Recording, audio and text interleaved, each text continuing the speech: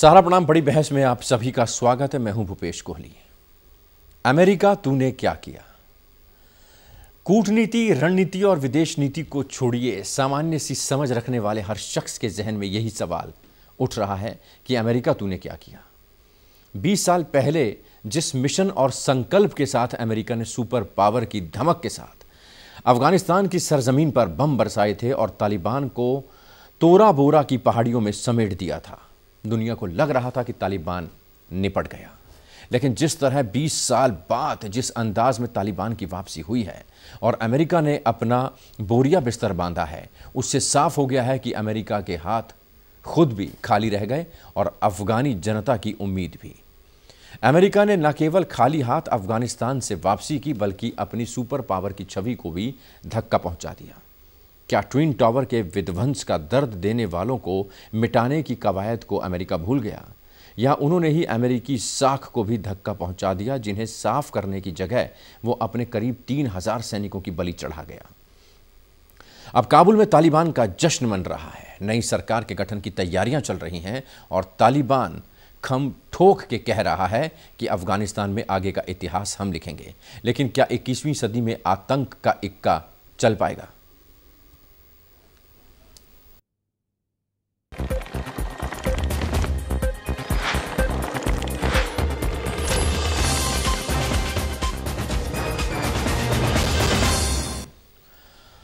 America की अफगानिस्तान से वापसी या बड़े बेआबरू होकर अफगानिस्तान से हम निकले अंदाज के बाद न केवल तालिबान खुश है, बल्कि पाकिस्तान, चीन और रूस में भी मध्य एशिया के बदलते हालात को लेकर सक्रियता बढ़ती जा रही है।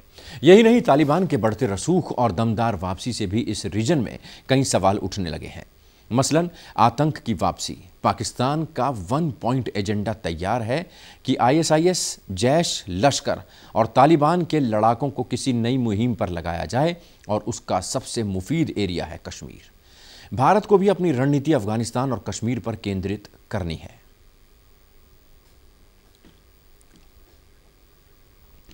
अमेरिका तूने क्या किया? यह सवाल हर किसी के जहन में कौंध रहा है। 9/11 भी पॉसिबल है। एक थ्रेट था, उन्होंने दे दिया अमेरिका को कि तुम जल्दी से रिकॉग्नाइज करो, लेकिन इस तरह के थ्रेट अमेरिका पे तो मैं नहीं समझता कि कारगर होंगे या कुछ। अमेरिका अपने हिसाब से रिकॉग्नाइज करना होगा जब उसको रिकॉग्नाइज करना होगा। और ये एक पाकिस्तान के ऑफिशियल्स का माइंड सेट आपको पता चलता है इस तरह के स्टेटमेंट।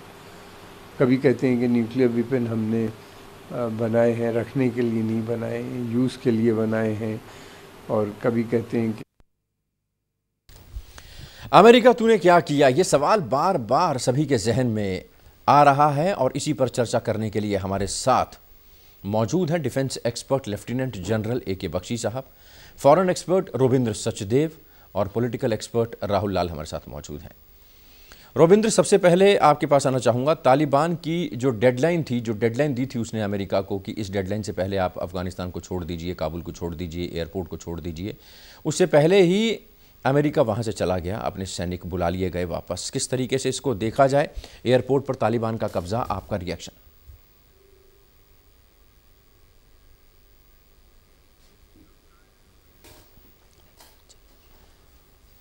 राहुल, यही सवाल आपसे।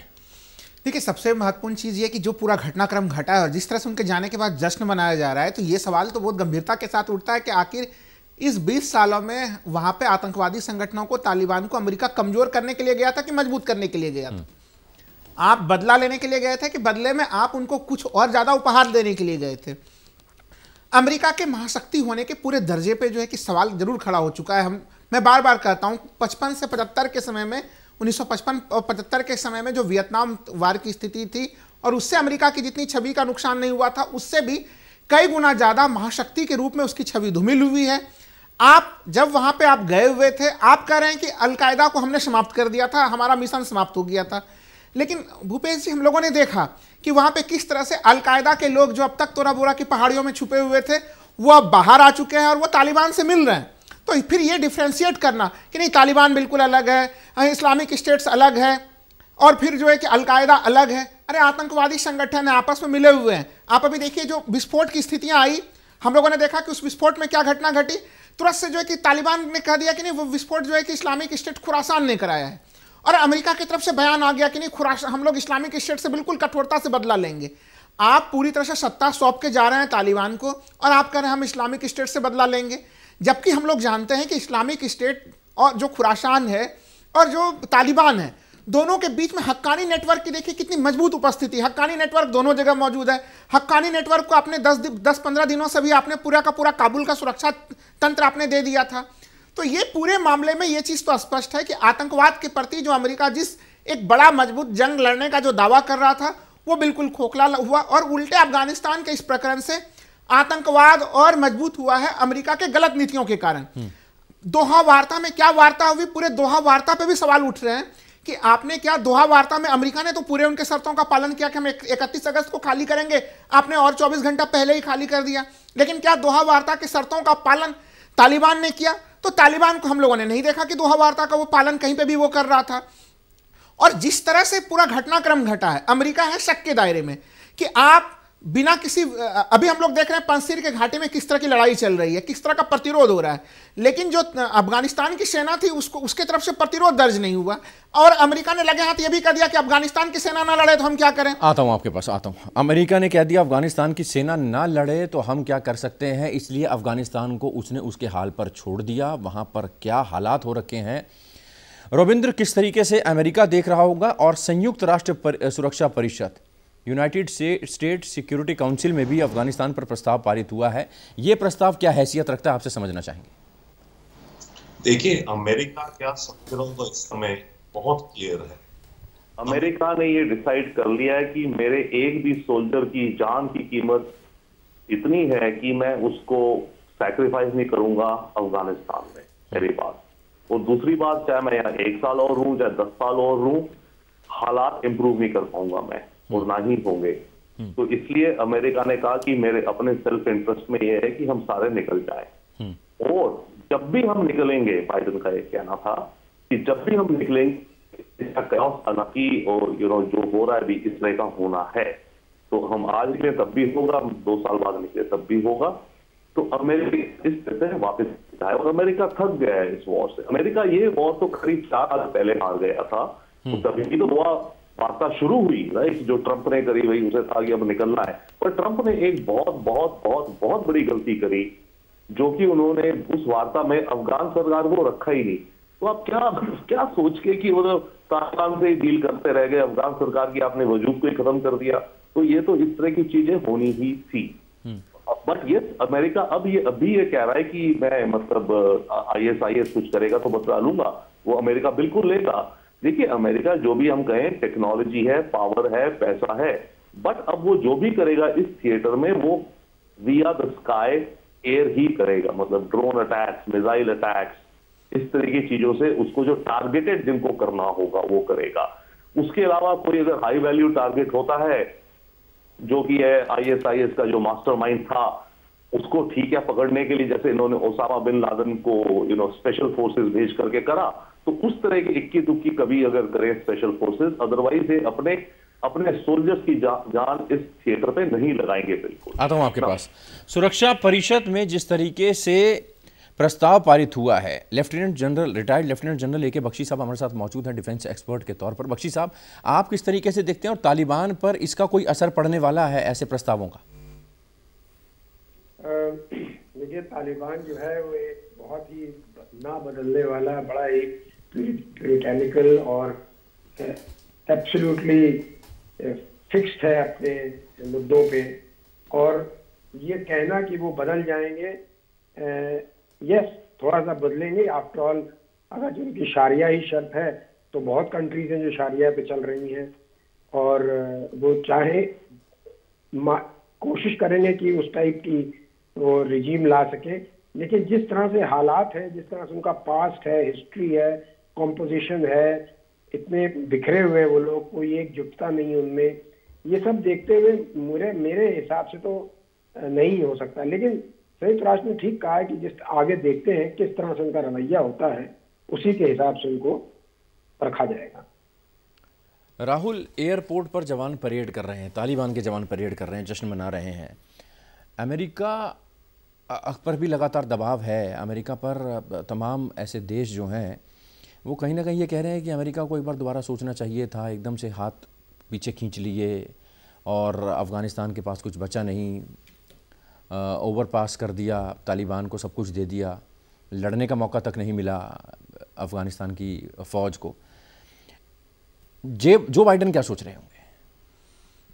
देखिए, जो बाइडन तो बिल्कुल यही सोच रहे हैं कि हमें अब अफगानिस्तान वगैरह से, दुनिया भर से, हर जगह से सेना हटा के हमें चीन पे ध्यान केंद्रित करना है। देखिए, वो उनकी पॉलिसी में वो डे वन से कह रहे हैं कि इजराइल और फिलिस्तीन का संकट हो वो भी बंद हो, वहाँ पे भी उनके इंटरवेंशंस बंद हो और वो चीन पे ध्यान केंद्रित कर सकें। चीन पर ध्यान केंद्रित करेंगे, लेकिन अब देखिए, अगर यहाँ पर चीन अपनी टेक्नोलॉजी दे देता है, यहाँ पर चीन अपना प्रभुत्व कायम करने में सफल हो जाता है तो चीन की ताकत बढ़ जाएगी और ज़्यादा। यही मैं भी कह रहा हूँ कि देखिए, आपने जिस तरह से वहाँ पे गिफ्ट के रूप में भारी अत्याधुनिक हथियार सारे के सारे छोड़ दिए हैं, अब ये अमेरिका की तरफ से बार बार कहा जा रहा है कि हमने कुछ हथियारों को बिल्कुल यूज करने लायक नहीं छोड़ा है, जबकि वो चंद हथियार हैं जो कि एक तरह से एयरपोर्ट पे जब वो छोड़ के गए तो वहाँ पे वो उन हथियारों को उन्होंने थोड़ा नाकाम किया है। लेकिन चीन और जो चीन है, पाकिस्तान है, रूस है, ये लोग अगर पर्दे के पीछे से, सामने से भी आके अगर इस तरह का कोई सपोर्ट करेंगे तो उनकी स्थिति मजबूत होगी। देखिए, अफगानिस्तान में आज के डेट में कहीं ना कहीं अमेरिका अब वहाँ से, उस पूरे क्षेत्र से वो बाहर निकला। हम लोगों ने देखा कि किस तरह से सीरिया के संकट में भी अमेरिका की स्थिति काफ़ी कमज़ोर थी। अमेरिका इस पूरे मामले से यह भी प्रमाणित हो गया कि आधुनिक युद्धों को लड़ने में अमेरिका नाकाम रह रहा है। अमेरिका किसी भी, जब भी इस तरह के मामले में पड़ रहा है तो उसको किसी एक निर्णायक स्थिति तक वो नहीं पहुंचा पा रहा है और इससे उसके महाशक्ति का दर्जा खत्म हो रहा है। आप चीन से लड़ने की बात कर रहे हैं, लेकिन जिस चीन के बहाने आप सारी घटनाओं को अंजाम दे रहे हैं, उससे चीन को आप और मजबूत बना रहे हैं। इस पूरे रीजन में आप सोच के देखिए कि अब चीन की भूमिका कितनी मजबूत हो गई। तो ये उनकी विदेश नीति जो है कि वो समझ से बिल्कुल परे वाली स्थिति है। आप आतंकवाद को भी मजबूत करके आ रहे हैं, चीन को भी मजबूत करके आ रहे हैं, और सबसे महत्वपूर्ण चीज देखिए, अमेरिका की घोषित जो नीति रही है वो है लोकतांत्रिक मूल्य। उन लोकतांत्रिक मूल्यों का क्या हुआ? देखिए, बड़े गंभीर सवाल खड़े हुए कि आप अफगानिस्तान का पीस प्रोसेस हो रहा था और उसमें अफगानिस्तानी भाग नहीं ले रहा था, और वहां पे आपने कठपुतली जैसी सरकार बनाई, गनी चले गए बाहर। बाइडन कह रहे हैं कि जब राष्ट्रपति छोड़ के चले गए तो क्या किया जाए। अरे, आपने शाले जैसे मजबूत लोगों को क्यों नहीं आपने आगे उभरने के लिए दिया? तो कठपुतली जैसे लोगों को आपने बनाया, अफगान सैनिकों को आपने लड़ने का कोई मौका नहीं दिया। अब तो ये बिल्कुल घटनाक्रम देख के स्पष्ट है कि आपने तालिबान को रेडीमेड रूप से सत्ता सौंपी। लेकिन हाँ, अफगानिस्तान में अब कहीं न कहीं अफगानिस्तान गृह युद्ध की तरफ भी जाते दिख रहा है। क्योंकि देखिए, जिस तरह से अफगानिस्तान के स्वतंत्रता दिवस के दिन लोग वहाँ पे सामने में आए खुल के, और अभी पंजशेर घाटी में जो हम लोग देख रहे हैं जिस तरह से वो मुकाबला हो रहा है, वो दूसरों को भी प्रेरणा देगा कि वो लड़ाइयाँ हो। तो एक तरह से जो अभी तक उसने रेडीमेड रूप से सत्ता को जीता, अब उसको अलग अलग जगहों से चुनौती मिल सकती है। चलिए आता हूँ, अलग अलग जगह से चुनौती मिलेगी, लेकिन भारत के सामने चुनौती है। रविंद्र, सवाल मेरा आपसे, भारतीय विदेश मंत्री एस जयशंकर जो हैं यूएई के राष्ट्रपति के सलाहकार से बातचीत कर रहे हैं। रीजनल टेंशन पर आधारित है ये बातचीत। तालिबान को क्या फर्क पड़ता है और इससे क्या हासिल? देखिए, बिल्कुल, इनफैक्ट जो आप पहले यूएन सिक्योरिटी काउंसिल की बात भी कह रहे थे ना, देखिए, वर्ल्ड कम्युनिटी इन्वॉल्व होगी और होना पड़ेगा। अभी के लिए मान लीजिए यूएन के जो कल रेजोल्यूशन आया है वो तो बड़े पेपर वर्ड्स है, कुछ मायने नहीं है कि आप अलाउ करेंगे अफगानों को, अफगान से लोगों को निकलने का, आप ह्यूमैनिटेरियन चीजें ये वो, अनलेस उसके पीछे कोई पंच हो। और वो पंच तब हो सकता है या तो फाइनेंशियल एड जो होगी, इनकी मदद, उसको रोका हुआ है ऑलरेडी, उसे बोले हम आपको ये पैसा देंगे चलिए, पर आप कुछ चीजों को बदलो, अपने कुछ रवैये बदलो। अब उस चीज के लिए कोई ग्लोबल डायलॉग भी हो सकता है, और वैसे में country like UAE can play very important role. क्योंकि देखिए, एंड ऑफ द डे जब भी वो दिन खत्म होगा, डायलॉग होना पड़ेगा दुनिया का आपस में और तालिबान के साथ भी। आप उसे मान्यता कहें, ना मान्यता कहें, जो भी कहें। अभी मात्र कुछ दिन पहले अमेरिका ने G7 ग्रुप कंट्रीज की मीटिंग बुलाई थी अबाउट अफगानिस्तान, राइट? तो तालिबान से दुनिया को, और यहाँ ह्यूमैनिटेरियन क्राइसिस हो रहा है, भूख और स्टारवेशन हो रही है इस समय, बच्चे मर रहे हैं, दवाइयां नहीं है, खाना नहीं है, और ये माहौल अगर बढ़ गया ज्यादा तो सड़क वाले लोग भी तालिबान के ऊपर और चढ़ जाएंगे अलग से, राइट? तो तालिबान को भी और अपनी छवि बनानी है, जो भी कहिए, उस पर भरोसा मत करो तालिबान पे, कोई नहीं कह रहा, हम नहीं कहते, बट पॉइंट इसकी आपको एंगेज होना पड़ेगा, और उस एंगेजमेंट में दुनिया के पास एक थोड़ा सा मौका है। अब देखिए, सिचुएशन तो बन गई है जो बन रही है, पर मौका है कि अफगानिस्तान में जो शारिया जिस किस्म का बर्बरता का आए, वो -100 हो या -70 हो, बच्चियों को स्कूल जाने अब 0 अलाउड हो या बच्चियों को 5वीं क्लास तक जाने दें, ये हो वो हो, तो ये चीजें जो इनकी रूल्स की चीजें सामने आएंगी, दुनिया को एक तरह से, अब मैं मानता हूं कि आतंकी है तो जंगली है, कुछ नहीं हो सकता, बट फिर भी दुनिया को प्रयास करना पड़ेगा इस्लाम, कट्टर इस्लाम को रिफॉर्म करने का। रविंद्र, यहां पर रोकूंगा, अपने दर्शकों को बता दें, ये जो तस्वीरें विंडो में दिखाई दे रही हैं, एक हेलीकॉप्टर है और हेलीकॉप्टर के साथ एक शख्स को बांधा हुआ है, लटकाया हुआ है। ये अभी तक जिंदा था कि मर गया, ये अभी तक पता नहीं चल पा रहा, लेकिन इस पर आरोप है कि इसने अमेरिकी सोल्जर्स की, अमेरिकी फ़ौजियों की मदद की और इसलिए इसको ये सज़ा सरेआम दी जा रही है और इसके वीडियो वायरल हो रहे हैं। ये है तालिबान। रविंद्र। जी हाँ, बिल्कुल ये है तालिबान। अलग अलग किस्से निकलेंगे, बट यस, एक चीज और भी है, फिर तालिबान फुल कंट्रोल पे भी तो नहीं है। और तालिबान के इतने सारे ग्रुप्स हैं, तालिबान खुद 12-13 अलग अलग ग्रुप्स का एक इकट्ठे हुए हैं, और इनके दुश्मन भी हैं, ISIS खोरासान वाले भी हैं, पंशेर वाले भी हैं, और भी हैं। तो अफगानिस्तान के अंदर जो हो रहा है वो तालिबान कंट्रोल पूरा नहीं कर पाएगा किसी भी हालात पे। और अगर इनके तालिबानी भी हो, जैसे तालिबान ने खुद कहा है कि हमारे जो तालिब है, हमारे जो फुट सोल्जर्स हैं, उनको लड़कियों और औरतों की इज्जत करने की ट्रेनिंग नहीं है हमारी कल्चर में, या समथिंग ऐसी कुछ था, राइट। इसलिए वो कह रहे हैं कि लड़कियां घर वर्क फ्रॉम होम करें। इमेजिन दिस वर्ड, जो आजकल वर्क फ्रॉम होम करो आप, आपके लिए हम कह रहे हैं, राइट। तो इसमें अपॉर्चुनिटी है दुनिया के लिए, UN सिक्योरिटी काउंसिल को। पीस कीपिंग फोर्स, तालिबान से बोलिए ठीक है ये प्रॉब्लम है, चलिए हम कुछ करते हैं, आप इनवाइट करो हमारी UN की पीस कीपिंग फोर्स को। ब्लू की हेलमेट्स वाले जो UN सोल्जर जाएंगे, केवल एक ही काम, बच्चियों को घर से स्कूल, वुमेन को घर से ऑफिस, बैक एंड फोर्थ। आता हूं आपके पास। बख्शी साहब, अफगानिस्तान पर तालिबान का कब्जा, जम्मू कश्मीर में भी टेंशन है। बताया जा रहा है कि 60 युवक वहां से गायब बताए जा रहे हैं, जो कि पुलिस की लिस्ट में थे, पत्थरबाजी करते थे, आतंकवाद के काफ़ी करीब थे, ब्रेन वॉश किया जा रहा है, ऐसे ऐसे वीडियोस अपलोड किए जा रहे हैं जिससे जो युवा हैं वो आतंकवाद की तरफ प्रेरित हों, और 25 से 30 आतंकी घुसपैठ भी कर चुके हैं। हमारे लिए भी टेंशन की बात, हमारे लिए भी सतर्क अलर्ट रहने की बात। इसमें ये तो एक्सपेक्ट करना चाहिए, ना कि सिर्फ जम्मू कश्मीर में, पूरे इंडिया में भी आपको ये इफेक्ट आ सकता है, क्योंकि इनकी जो रिक्रूटमेंट है वो जारी है। इनफैक्ट सबसे बड़े रिक्रूटर को उन्होंने अभी छुड़वाया भी है तालिबान ने, जो ISIS के हैं। और ये पैन वर्ल्ड है, ये जो ऑर्गेनाइजेशन है, ये सब जगह अपनी फिंगर रखना चाहते हैं। यही नहीं, अभी चाइना की तरफ से भी देखिए 91 किलोमीटर का बॉर्डर है अफगानिस्तान का, उधर भी प्रॉब्लम होगा। वहां पे पहले ही तुर्किस्तान वाले बैठे हुए हैं, सलाफिस्ट बैठे हुए हैं। इसी तरह पाकिस्तान जो है वो भी इसको ना समझे कि ये वो इसकी गिरफ्त में नहीं आएगा। पाकिस्तान के तालिबान और क्या कहते हैं अफगानिस्तान के तालिबान दोनों ने मिल करके अभी 22 अगस्त को, 28 जुलाई को, 14 जुलाई को चीनियों को टारगेट करके मारा है कराची वगैरह में। तो ये आतंक जो है ये तो फैलेगा ही फैलेगा, लेकिन इसको कंट्रोल करना ये हमारे हाथ में है और हमें करना पड़ेगा। इसको पॉलिटिकली और मिलिटरीली दोनों तरह से, और डिप्लोमेटिकली तीनों तरीके से इसको रोकना पड़ेगा। बख्शी साहब, जिस तरीके से हमारी कूटनीति है अफगानिस्तान को लेकर, अमेरिका को लेकर, चीन को लेकर, पाकिस्तान को लेकर, UN सिक्योरिटी काउंसिल को लेकर, वो कूटनीति अभी ठीक है आपको लग रहा है? पहली बात तो चॉइस नहीं है।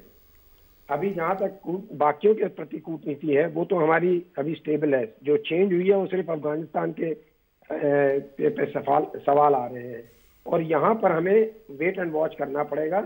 कोई जल्दी में हम लोग बात करने की कोशिश ना करें, और जैसे जैसे कंडीशनल रखें, और यही इनफैक्ट कोशिश करेगा रूस भी हमारे ऊपर दबाव डालने की कि किसी तरह हम उसके खेमे में आ जाएं, अमेरिका की तरफ ना जाएं।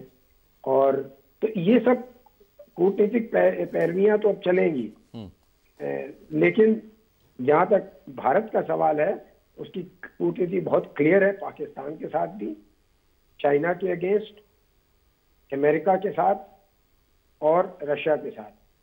चाइना के साथ अभी आप हाल में ही रहा है, तो वो सिचुएशन सब अपनी अपनी जगह सही है, और मेरे हिसाब से तो ये कूटनीति सही है, लेकिन अभी जो अपनी हमको शार्पन करनी है वो है सिर्फ अफगानिस्तान के लिए। अफगानिस्तान को लेकर रणनीति में बदलाव किया जा सकता है, किया जाना चाहिए। हालात जैसे जैसे दिखाएंगे वक्त, और उसी हालात को देखते हुए अपनी रणनीति में बदलाव। राहुल, पंजशीर को घेर लिया है, वो इलाका जिस पर तालिबान पहले कब्जा नहीं कर पाया था। वहाँ के लड़ाके ज़बरदस्त लड़ाई लड़ते हैं, और तालिबान के अगर पिछले दिनों की बात करें तो 300-400 तालिबानी आतंकी जो थे उनको मौत के घाट उतार दिया था। लगता है आपको लेकिन इस बार अमेरिका जो हथियार छोड़ गया है, जो पैसा छोड़ गया है, जो हाईटेकनेस छोड़ गया है वहाँ पर, वो अब पंजशीर को घेरने में आसानी होगी तालिबान को? देखिए, एक तरह से तालिबान उन सारे शक्तियों का प्रयोग करेगा, लेकिन आज की भी जो सूचना आ रही है कि 10-15 जो है कि फिर से तालिबानी जो है कि वो वहाँ से उनकी लाशें बाहर आई हैं उस जगह से, तो एक तरह से उसका जो पूरा भौगोलिक संगठन भी इस रूप में है कि तालिबान इन सब सारी शक्तियों के बावजूद भी ये लड़ाई बिल्कुल आसान नहीं होने वाली है, क्योंकि सोवियत संघ ने भी अपने ज़माने में पूरी कोशिश की थी और अभी भी पूरी कोशिशें हो रही हैं। तो तालिबान की शक्ति जरूर बढ़ी हुई है, लेकिन मैं बार बार कह रहा हूँ कि ये तालिबान को लड़ने का मौका ही नहीं मिला है। इसको तो प्रथम प्रतिरोध एक तरह से सामना कर रहा है। अगर लड़ाई लड़ी जाती तो फिर पता भी चलता। तो ऐसे स्थिति में जरूर एक तरह से जब हम लोग सैन्य साजो सामान और तमाम तरह की चीज़ देखते हैं तो पलड़ा तालिबान का भारी दिखता है, लेकिन जब हम लोग ऐतिहासिक पृष्ठभूमि में जाते हैं तो फिर पलड़ा जो है कि पंजशीर के पक्ष में भी हम लोगों को जाता वो पंच दिखता है। लेकिन एक सवाल जो बार बार आप पूछ रहे हैं कि यूएन सिक्योरिटी काउंसिल ने जो प्रस्ताव पारित किया, देखिए वो प्रस्ताव पारित हुआ है, बड़ी अच्छी चीज़ है कि अफगानिस्तान की ज़मीन का कोई प्रयोग ना करे, लेकिन साथ ही साथ उसमें ध्यान रखने की चीज़ है कि उसमें चीन और रूस जो दो प्रमुख महाशक्ति हैं वो दोनों उसमें अनुपस्थित रहे। तो इनका जिस तरह से समर्थन मिल रहा है, यानी कि एक अमेरिका जिसने कि तालिबान को सब कुछ दिया, और साथ ही साथ उनके जाने के बाद चीन रूस की जो मजबूत स्थिति हुई है, और ईरान जैसे देश जो कि तालिबान के पहले कभी विरोधी होते थे शिया सुन्नी विवाद के कारण, अब तो ईरान से लेकर सऊदी अरब सब लोग कहीं ना कहीं उसको समर्थन दे रहे हैं। तो ये जो तालिबान है इसने इस बार अपनी कूटनीतिक स्थिति बड़ी मजबूत सी रखी है। अगर हम लोग देख रहे हैं कि जो संयुक्त राष्ट्र सुरक्षा परिषद है उसमें सब पांचों जो सुरक्षा परिषद के सदस्य प्रत्यक्ष और अप्रत्यक्ष तौर पे समर्थन ही दे रहे हैं या मौन रखे हुए हैं। तो जो एक विरोध दर्ज होना चाहिए, सचदेवा साहब बड़ी सही चीज कह रहे थे कि होना क्या चाहिए था, होना वहां पे ये चाहिए था कि अगर आप उन लोगों से बातचीत करके वहां पे अमेरिका जब जाता तो कम से कम यूएन के पीस कीपिंग ऑपरेशंस के जो जवान होते हैं वो लोग वहां पे तैनात होने चाहिए थे। लेकिन हम लोगों ने उसको बिल्कुल एक अराजक व्यवस्था के अंतर्गत अमेरिका ने उसको बिल्कुल छोड़ के वो अमेरिका जा चुका है। और हमारे विदेश नीति में एक संतुलन की आवश्यकता है, जो आप सवाल बार बार कर रहे हैं कि हमारा नेशनल इंटरेस्ट सबसे प्रमुख होना चाहिए। हम अमेरिका के साथ उतना ही जाएंगे और हम रूस और चीन के साथ भी उतना ही जाएंगे। हम जहां तक जितना जरूरत है हम किसी एक पक्ष और खेमे में ना जाए, अपने जरूरत के हिसाब से अपने जगह पे खड़े रहें। मैं बार बार कह रहा हूं कि ईरान के साथ जो अमेरिकी प्रतिबंध लगे उसको भारत क्यों माने? हम लोगों की पहले से नीति रही कि हम लोग यूएन के प्रतिबंधों को ही मानते हैं। तो इस तरह से ईरान जैसे परंपरागत मित्रों को फिर से साधने का भी प्रयास करना पड़ेगा। रविंद्र, इंटरनेशनल अफेयर्स में आप जबरदस्त पकड़ रखते हैं, आपके एक्सपीरियंस के हिसाब से समझेंगे कि पाकिस्तान का कहना है कि अफगानिस्तान के मुद्दे पर उसकी सलाह को, उसके मशवरे को नजरअंदाज नहीं किया जा सकता, इसको कैसे देखा जाए? पाकिस्तान ठीक कह रहा है, उसके मशवरे नहीं तो उसकी इंटरफेरेंस या पाकिस्तान भाई देखिए पड़ोसी है, एक ही अच्छा खासा रिलीजन है, सेम कल्चर है, इधर उधर आते जाते हैं, तो पाकिस्तान जानता है। अब बात यह कि पाकिस्तान उस चीज को इस्तेमाल कर रहा है अपने ऐसे फायदे के लिए जो खासकर भारत के अगेंस्ट हो। अभी कल वर्ल्ड हेल्थ ऑर्गेनाइजेशन एक हवाई जहाज पहली बार मेडिसिन का भेजा है अफगानिस्तान, क्योंकि मेडिसिन खत्म हो गई है। आई डोंट नो पैरासिटामोल या टोटो वाली जो टिंचर वेंचर होती है, पता है कैसे गया वो सामान? एक प्लेन उड़ा है अरब एमिरेट से या कतर से, जो कि पाकिस्तान इंटरनेशनल एयरलाइंस का प्लेन था, और उससे जाके मज़ार शरीफ में प्लेन उतरा है, पहला प्लेन उतरा है मेडिसिन के साथ। तो पाकिस्तान तो भाई ऑन द ग्राउंड वहां है, पाकिस्तान एडवांटेज लेगा। अब ये तो हो गई है सिचुएशन, हमें ये देखना है। कूटनीति की आप बात कर रहे थे, इंडियन फॉरेन पॉलिसी में भी आप हमारे कुलीग राहुल जी ने बात कही है। ये बात मैं 15-20 दिन यानी कितने महीनों से बार बार कह रहा हूं, इंडिया को अमेरिका के साथ प्रेशर, दोस्ती ब्रोकर करके ईरान से सैंक्शंस हटवानी चाहिए। अगर ईरान से सैंक्शंस नहीं हटी, यही हाल रहा, तो ईरान भी चीन की तरफ टिल्ट कर गया है। आपके पैनल में शायद पहले भी कई बार ये बात बोली है। और अगर सैंक्शंस कंटिन्यू रही तो हमारा तो कोई प्रोजेक्ट वहां चल नहीं रहा, हमारा कोई इंसान नहीं, कोई इंजीनियर नहीं, कोई कंस्ट्रक्शन प्रोजेक्ट नहीं, तो हमारी फुटहोल्ड टोहोल्ड जीरो हो जाएगी इस जोन से। आज कोई कह रहे थे कि ह्यूमन इंटेलिजेंस बड़ी इंपॉर्टेंट होती है, ह्यूमन, अरे अभी तक तो हमारे पास फिर भी अपॉर्चुनिटी थी कि अपने कुछ बंदों को भेज के इधर उधर से सेंट्रल एशिया में इंटेलिजेंस गैदरिंग कर लें। अब अगर ईरान से भी हम बाहर हुए तो हम अपना ह्यूमन इंटेलिजेंस भी कैसे अपलोड कर पाएंगे? सो दैट इज वन जो कि हमें अर्जेंटली अपने नेशनल इंटरेस्ट में पुश करना चाहिए कि ईरान से सैंक्शंस हटाओ। ओके, अब उसके अलावा भारत को डेफिनेटली ये, अब मान लो यूएन पेपर टाइगर है, कुछ नहीं है, पर भारत को कुछ डायलॉग का रोल भी प्ले करना चाहिए। बख्शी साहब, आपको क्या लगता है आने वाले 2-3 महीने में क्या हालात रहेंगे अफगानिस्तान के, पाकिस्तान के, भारत के, चीन के? 2-3 महीने की अगर बात की जाए तो किस तरीके से आप आगे बढ़ता देखते हैं अफगानिस्तान को, तालिबान को? देखिए, इसमें फिर से केंद्र वही है, अफगानिस्तान आता है। किस तरह से वो बदलता है, किस तरह से नहीं बदलता है, कितना बदलता है, कैसे बदलता है, बातचीत होती है। जहां तक भारत की बातचीत करनी है, अभी तक तो हम लोग को इनवाइट तक नहीं किया गया था दोहा में। तो इस तरह से हम लोग अपनी सिचुएशन को समझना चाहिए कि हम लोग इतने इम्पोर्टेंट नहीं है तालिबान के लिए जितना हम अपने आप को सोचते हैं।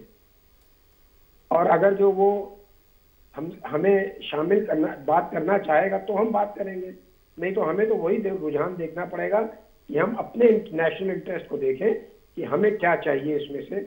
हमें एक अफगानिस्तान से अच्छे रिलेशंस चाहिए, लेकिन ऐसा नहीं हो कि हम अपने प्रिंसिपल्स वगैरह के खिलाफ जा करके और मान्यता दे दें और उनसे रिलेशन डेवलप कर सकें, और जो कि नहीं कर पाएंगे हम।